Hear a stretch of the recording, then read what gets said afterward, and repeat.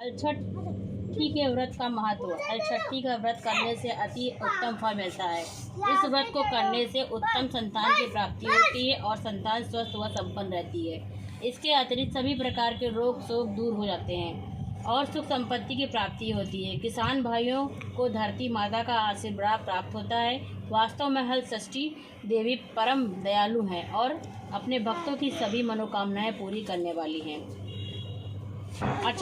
अचानकपुर में एक राजा अपने परिवार सहित रहता था। वह प्रजा के सुख दुख का बहुत ध्यान रखता था। उसके राज्य में सभी सुखी थे।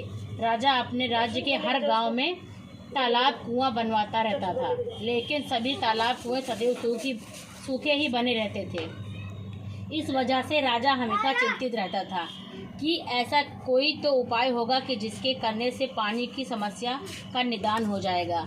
एक दिन राजा अपने दरबार में पानी के विषय में मंत्री एवं सलाहकारों से चर्चा कर रहा था कि अचानक एक आकाशवाणी होती है, हे राजा, तुम अपने इकलौते पुत्र की बलि दोगे तभी तुम्हारा इस समस्या का हल होगा, वरना तुम ऐसे ही पानी के लिए चिंतित रहोगे। इस आकाशवाणी को सुनकर दरबार में बैठे सभी लोगों का आश्चर्य होता है और सभी लोग दुखी हो जाते हैं। सभी सोचते हैं कि यदि राजकुमार की बलि दे दी जाएगी तो राजा का वंश ही खत्म हो जाएगा।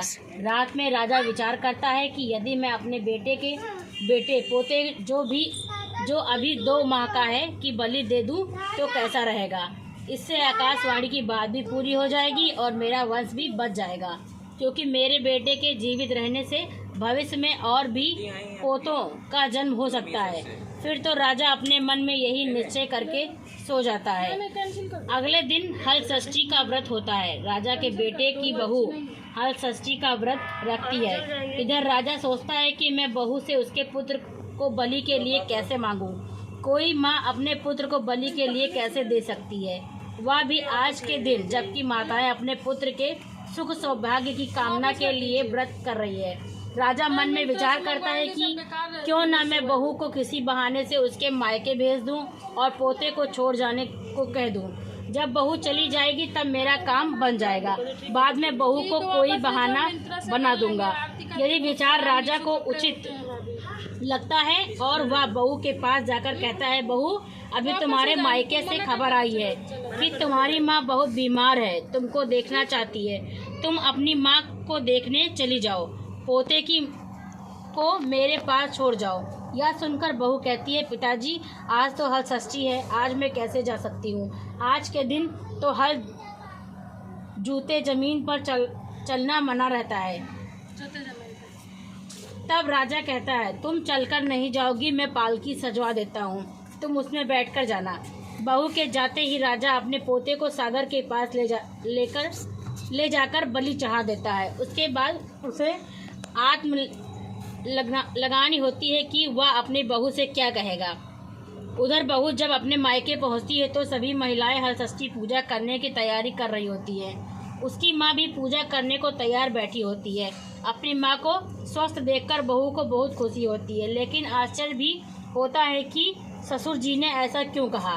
उसके बाद सभी मिलकर हलषष्ठी देवी की पूजा करते हैं। बहू की पूजा करके व्रत का पारण कर कहारों के साथ वापस आती है। रास्ते में वह कहारों को कहती है, हमारे ससुर जी ने जो सागर बनवाए हैं उसी तरफ से लेकर चलना। मैं सागर में हाथ मुंह धोकर ही घर जाऊंगी। कहारों को असमंजस होता है, लेकिन बहू की जिद के कारण उधर ले जाते हैं, लेकिन उन्हें सागर में पानी भरा हुआ देखकर आश्चर्य होता है। वास्तव में आकाशवाणी के अनुसार राजा के बलि देने से ही यह चमत्कार हुआ था। बहू सागर में उतरकर प्रणाम करती है और हाथ मुंह धोकर आंचल फैलाती है। आंचल में उसका बच्चा खेलते हुए आ जाता है। बहू को बहुत आश्चर्य होता है कि बच्चा यहाँ कैसे आ गया। फिर दोनों घर पहुँचते हैं। यह सब हलषष्ठी माँ की कृपा से ही हुआ था। राजा अपनी बहू से माफ़ी मांगता है, लेकिन साथ में बच्चे को देखकर बहुत खुश होता है।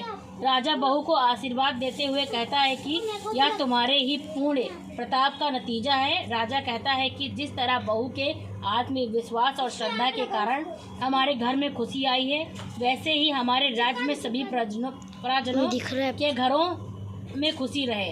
राजा ने अपने राज्य में घोषणा करवाई कि अगले साल से हमारे राज्य में सामूहिक रूप से हलषष्ठी की पूजा होगी। जिस प्रकार हलषष्ठी माता की कृपा से राजा के घर में खुशियाँ आई, उसी प्रकार से आप सभी भक्त लोगों के घर में भी सदैव खुशियाँ बनी रहे। बोलो हर छठ महारानी की जय।